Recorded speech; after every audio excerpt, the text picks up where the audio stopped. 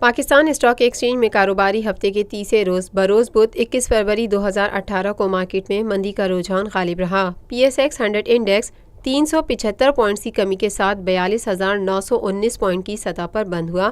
Market کا آغاز مثبت زون میں ہوا۔ آج کاروبار کے آغاز سے کاروبار کے اختتام تک مجموعی طور پر 349 کمپنیوں کے حصص کے بھاؤ کا کاروبار ہوا، جن میں سے 154 کمپنیوں کے حصص کے بھاؤ میں اضافہ، 177 کمپنیوں کے حصص کے بھاؤ میں کمی، جبکہ 18 کمپنیوں کے حصص کے بھاؤ میں کوئی رد و بدل واقع نہیں ہوا۔ مارکیٹ ماہرین کا کہنا ہے کہ مارکیٹ میں اتار چڑھاؤ کا سلسلہ آئندہ بھی جاری رہے گا۔